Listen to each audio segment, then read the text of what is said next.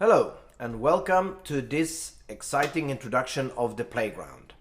I'm Stefan Larsson, I'm the CEO and founder of What.io, and I will take you through this first episode will be an introduction to the playground, and then we will develop a couple of more episodes going more into detail of event handling and about agentic AI harvesting. So first of all, let's have a little bit of a go through of the functionality in this app. So this is a web app. It's basically like a visual skin working directly with the API to the What.io DPP database. So you have some functionality here which is quite cool. You can have, let's say we take the crossovers, and you can actually set the density of the DPPs, so you have more or less. If you switch off Bernard temporarily, you have the whole screen for yourself. And you can also have the max width of your screen, or just letting it push out. So it's the whole intention is to make a new visual look and feel to get an overview. And this is of course a tool for content managers, creators of DPPs, internally on brands and manufacturers to have a very quick overview and a nice interface to work with all your products. With the cogwheel here, this is where you do all the settings, your API keys, your login details and so on to get acquainted. You need to have a registered account with What.io, and obviously you will only see in this one, you will only see the teams that you are invited to or that you own. You cannot work, of course, in other people's content. That's quite obvious. So in this case, I have one active team. One team can be active at a time. And it's right now Infinite Acoustics. As you see, the crossovers are all here in the bottom. Just to go through the other cards, so there is 3D Farms. These are the additive manufacturer production units that in this case are connected for production of spare parts. I will not go through too much into these details in this video, but just for you to know, when you see 3D files down here, printers, filament, this is all production related information, which is related to the 3D print farms. To use that functionality in Playground, you need to have a SimplyPrint account. And obviously you need to have a production facility too, but that's completely related to production in this case. What's related to the DPPs are products, which is basically here with its categories. So you have filters, you can very quickly browse through. And the filters are all the time visible. So if you would change, let's change to another team. Now you see the filters are updating, and we can immediately find other type of products in these categories, or we go back and say all. So it's a way to very quickly browse through what type of products and DPPs you have in your database. We can change to the AI learning, and then we have other products here obviously.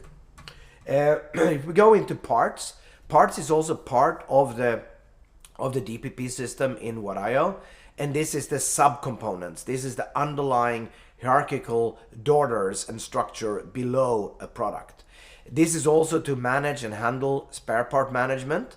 So you can buy spare part directly from the DPP, or you can actually produce a spare part directly from it. So here is also public parts that are available. And then you have materials. And of course we will improve this also because we need some visual identity of the material. This is also what this playground project showed for us and the development team, that it's very nice to have a little thumbnail for the different materials. And that's basically upstream data that comes from your team materials that are very unique to a special fabrication batch, or you have public materials where you can just add them for the sake of having material data sheets and these kind of things related to your products. Finally, we have events. Events is, of course, related to GS1's standard with the EPSIS 2.0 events. And this is where the team events, all events that are actually sent to this team, are stored here. They will also be stored in the unit, the fabricated unit, and I think probably it's time to show that at this moment. So yeah, so we have the team of What.io is selected. we see all the products, and let's go in and see what we can see on each individual component.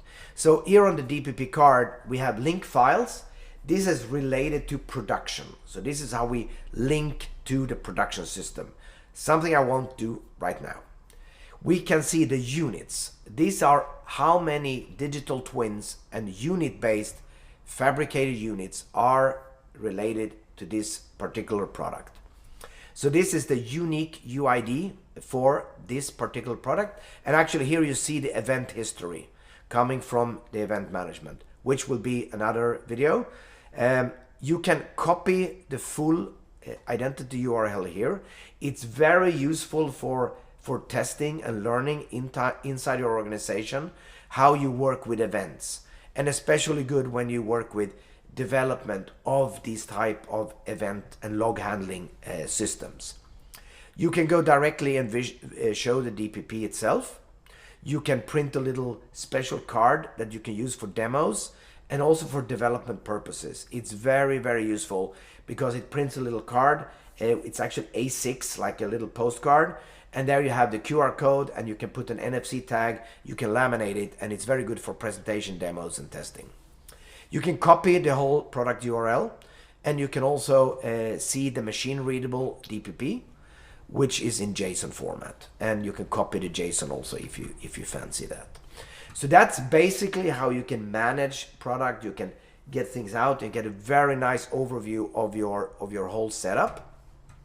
So let's the final thing, let's show you Bernard here. So we have an integrated AI assistant, not only one actually, because we have agentic AI for the harvesting, but we have Bernard here. So Bernard normally works in our back office at What.io. He's very good in everything from ontologies to understanding what your products are. So we can ask him questions like, are there any speakers as DPPs?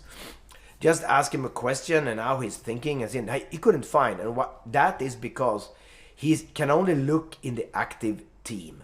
So if we filter the team, and let's go back to Infinite Acoustics and say, what about now?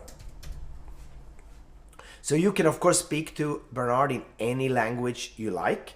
So he, let's say, can you find speaker drivers? And you can switch to your own native language if you like, and you see you can immediately find that there was some drivers and these kind of things. And you can go further in and further do details. So this is a way for you to actually text. It's kind of similar to the product we launched last week, the MCP server to Claude AI, where you can sit and chat and ask Claude to do assignments for you and check things in the database. So that's something we introduce in most of our apps because we think that AI and this is the future. So this can help you get along. So that's basically what I wanted to show in the first introduction to the playground. And as you know, you have to be a registered user at What.io. You need obviously to be part of one team or multiple teams and have your products and your parts in What.io to use this new skin or this visual identification or app for What.io. So yeah, thank you very much and see you soon in some other episode. Thank you. Peace.